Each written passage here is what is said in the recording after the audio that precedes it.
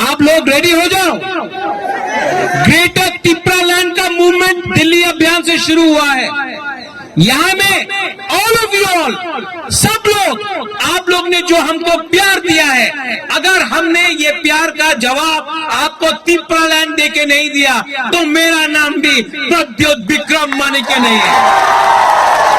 नमस्कार साथियों, जय हिंद, जय भारत। पूर्वोत्तर के 3 राज्यों में से होने वाले विधानसभा के चुनाव में से नागालैंड और मेघालय के चुनाव में चंद घंटों की देरी है तो त्रिपुरा के चुनाव 16 फरवरी को खत्म हो चुके हैं और तीनों ही राज्यों में एक समानता है कि तीनों राज्यों में 60 विधानसभा की सीटें हैं और बहुमत का आंकड़ा 31 सीटें हैं। और कौन सी पार्टी इस बार बहुमत के आंकड़े से पार करके सरकार बनाने वाली है और कौन सी पार्टी इस बार गठबंधन करके सरकार बनाएगी, तो यह नतीजा 2 मार्च को तय होने वाला है। लेकिन त्रिपुरा की बात करें तो यहां का चुनाव इस बार बड़ा दिलचस्प हुआ है क्योंकि टिप्रा मोथा के एंट्री से यहां का चुनावी समीकरण पूरी तरह से त्रिकोणीय बन चुका है। और त्रिपुरा की बात करें तो यहां का एक एग्जिट पोल भी जारी हो चुका है और एग्जिट पोल के आंकड़े और नतीजों के आंकड़ों में कितना फर्क है इस वीडियो के माध्यम से पूरा साफ हो जाने वाला है। तो एक सबसे बड़ा त्रिपुरा के चुनाव का सवाल है कि क्या इस बार टिप्रा मोथा जो त्रिपुरा में बड़ी ताकत बनकर उभरी थी, क्या भारतीय जनता पार्टी का खेल बिगाड़ पाएगी या खुद ही बिखर जाएगी?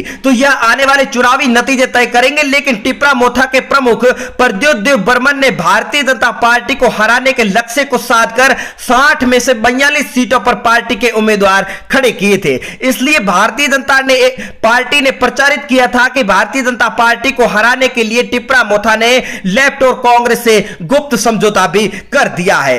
क्या इन दावों में कितनी सच्चाई है यह तो आने वाला समय बताएगा। लेकिन आश्चर्यजनक है यह नहीं है कि पिछले विधानसभा के चुनाव में से 89% वोटिंग हुई थी, लेकिन उससे पहले 2013 के चुनावों की बात करें तो 91% मतदान हुआ था। इस बार 86% मतदान हुआ है। पिछली बार की वोटिंग में 2.5% गिरावट आई है और माकपा की सरकार उखड़ गई थी। इस बार की वोटिंग में पिछली बार से वोटिंग कम हुई है तो यह सरकार के प्रति बेरुखी का संकेत है। यानी भारतीय जनता पार्टी ने जो गठबंधन से सरकार बनाई थी, इस बार भारतीय जनता पार्टी के लिए सबसे बड़ी चुनौती बन चुकी है। खास करके इसलिए क्योंकि पिछली बार जीती गई भारतीय जनता पार्टी की 36 में से 10 और सहयोगी आईपीएफटी की 8 सीटें आरक्षित आदिवासी सीटें हैं। अलग आदिवासी राज्य की मांग को लेकर बनाई गई टिप्रा मोथा पार्टी ने 20 आरक्षित सीटों पर चुनाव लड़ने का फैसला कर लिया। और इस बार का चुनाव भी बड़ा दिलचस्प हुआ। आखिर टिप्रा मोथा कितनी सीटों पर कब्जा करने में कामयाब हो रही है यह तो आने वाला समय बताएगा। लेकिन राजनीतिक विशेषज्ञों यानी राजनीतिक पंडितों का मानना है कि इस बार टिप्रा मोथा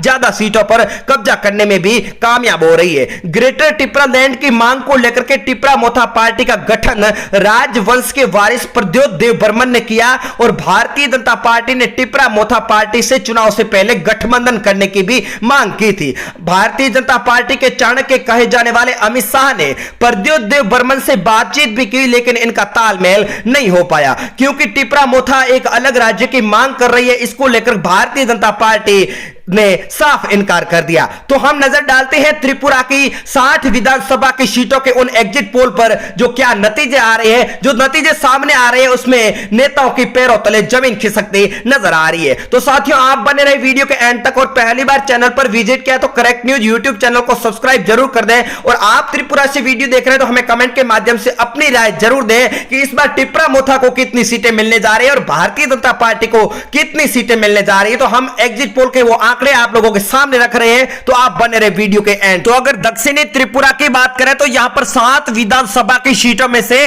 टिप्रा मोथा को 4 सीटें जाने का अनुमान जताया जा रहा है। तो सीपीएम कांग्रेस के गठबंधन को 2 सीटें मिल सकती है। बीजेपी और आईपीएफटी के गठबंधन को 1 सीट जाने का अनुमान जताया जा रहा है। चुनावों के समाप्ति के बाद अगर पश्चिमी त्रिपुरा की बात करें तो यहां पर 14 विधानसभा की सीटों में से टिप्रा मोथा को 6 सीटें जाने का अनुमान जताया जा रहा है। तो सीपीएम और कांग्रेस के गठबंधन को 5 सीटें मिल सकती है। बीजेपी और आईपीएफटी के गठबंधन को 3 सीटें मिल रही है। सिपाही जला की 7 विधानसभा की सीटों की बात करें तो यहां पर टिपरा मोथा को 4 सीटें मिल रही है। सीपीएम और कांग्रेस के गठबंधन को 2 सीटें मिल रही है। बीजेपी और आईपीएफटी के गठबंधन को यहां पर 1 सीट मिलने का अनुमान भी जताया जा रहा है। अगला जिला हमारे सामने उत्तरी त्रिपुरा आ चुका है, जहां पर 7 विधानसभा की सीटें हैं। यहां पर पहले नंबर पर सीपीएम और कांग्रेस के गठबंधन को 4 सीटें मिल सकती है।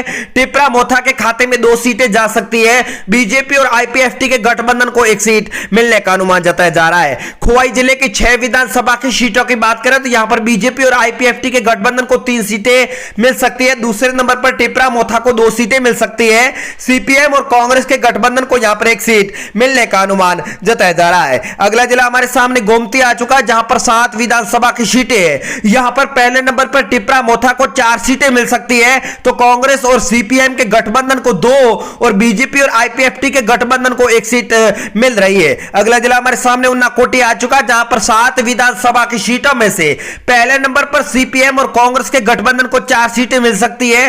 टिपरा मोथा के खाते में 2 सीटें जा रही है, तो बीजेपी और आईपीएफटी के गठबंधन को 1 सीट मिल रही है। बात कर ले अगर अंत में धलाई डिस्ट्रिक्ट की 6 विधानसभा की सीटों की, तो यहां पर भी पहले नंबर पर टिपरा मोथा को 3 सीटें मिल सकती है। सीपीएम और कांग्रेस के गठबंधन को 2, तो बीजेपी और आईपीएफटी के गठबंधन को यहां पर 1 सीट मिलने का अनुमान जताया जा रहा है। तो साथियों, अंत में हम आपको यह भी बता देते हैं कि त्रिपुरा से शुरू हुई बी टीम की जंग अब मेघालय पहुंच चुकी है। कल यहां पर जनसभा को संबोधित करने राहुल गांधी ने ममता बनर्जी की टीएमसी पार्टी पर निशाना लिया, तो टीएमसी ने भरपूर अंदाज में इसका जवाब दे दिया है। मेघालय में जनसभा करने पहुंचे राहुल गांधी ने ममता बनर्जी की टीएमसी पार्टी को भारतीय जनता पार्टी की बी टीम बताकर एक नई बहस को छेड़ दी है। दरअसल राहुल गांधी तो पहले ही ऐसे राजनेता रहे हैं जिन्होंने पूर्वोत्तर की राजनीति में बी टीम का जिक्र किया है। इससे पहले भी सभी दल एक दूसरे के विभिन्न दलों पर बी टीम होने का आरोप लगा चुके हैं, मगर इसका जवाब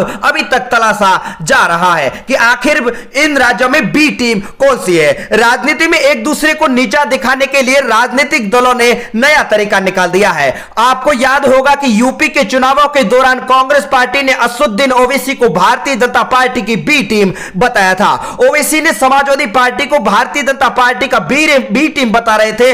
अब यही पूर्वोत्तर में देखने को मिल रहा है। पूर्वोत्तर के चुनाव में सभी दल एक दूसरे को बी टीम होने का आरोप लगा रहे हैं। इसी होड़ में भारतीय जनता पार्टी, कांग्रेस, टीएमसी ही नहीं बल्कि क्षेत्रीय दल भी शामिल हो चुके हैं। इसकी शुरुआत तो टीएमसी ने की थी, लेकिन सबसे पहले टीएमसी के प्रमुख ममता बनर्जी ने त्रिपुरा के चुनावों के दौरान कांग्रेस पार्टी को लेफ्ट की बी टीम बताया है। कांग्रेस पार्टी ने इसका जवाब दिया और टीएमसी को भारतीय जनता पार्टी की बी टीम बता दिया। लेफ्ट ने तो यहां तक भी कहा कि टीएमसी सिर्फ भारतीय जनता पार्टी को फायदा पहुंचाने के लिए चुनाव लड़ रही है। इसके बाद में अमित शाह ने क्षेत्रीय पार्टी टिपरा मोथा को कांग्रेस पार्टी की बी टीम बता दिया, तो टिपरा मोथा पर शाह ने पलटवार कर भारतीय जनता पार्टी के क्षेत्रीय पार्टियों को बी टीम बता दिया। आखिर त्रिपुरा में इस बार किसकी सरकार बनने जा रही है, यह देखना बिल्कुल दिलचस्प होगा। तो साथियों, आप त्रिपुरा से वीडियो देख रहे हैं तो आप कमेंट के माध्यम से अपनी राय जरूर दें और वीडियो को ज्यादा से ज्यादा संख्या में शेयर जरूर कर